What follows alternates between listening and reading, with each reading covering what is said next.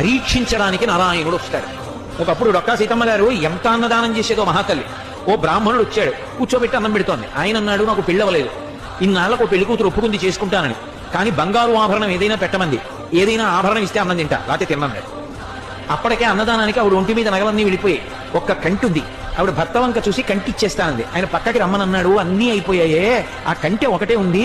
ధూర్త బ్రాహ్మణుడు అన్నం పెడితే బంగారం అడుగుతున్నాడు, ఇవ్వకు, తినకపోతే పోతాడన్న. తప్పు. అతిథి విష్ణు స్వరూపం, అభ్యాగతి స్వయం విష్ణు. కాబట్టి ఆయనకి అన్నం పెట్టినప్పుడు బంగారం ఇచ్చేస్తాను. ఏమవుతుంది, పెళ్లి చేసుకుంటాడు, మంచిదేగా.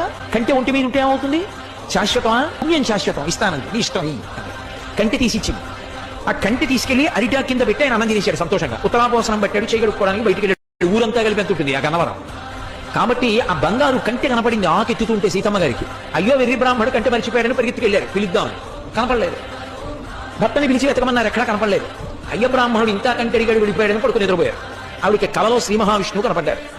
సీతమ్మ, ఇంతమందికి అన్నం పెడుతున్నావే, ఒక్కసారి నీ చేతి అన్నం తినాలనిపించిందమ్మా, బ్రాహ్మణ రూపంలో వచ్చాను. అభ్యాగతిని గదు పరీక్షించాలని కంటే అడిగాను, ఇచ్చేశావమ్మా. సాలు తల్లి, మురిసిపోయాను, నీ ఒంటి మీద నగలైపోయాయని బెంగ పెట్టుకుంటున్నావా? ఇంతకింత బంగారం నేను ఇస్తాలే అమ్మా అని ఆవిడ లేచి భర్తకి చెప్పింది కళ. ఎప్పుడు దున్నే పొలమే. ఆయన పొలానికి వెళ్ళారు. సాయంకాలం వచ్చేసే ముందు ఏదో గొప్ప తవ్వుతున్నారు. కంగుల శబ్దం వచ్చింది. కొంచెం మట్టి తీసి చూశారు, ప్రదోష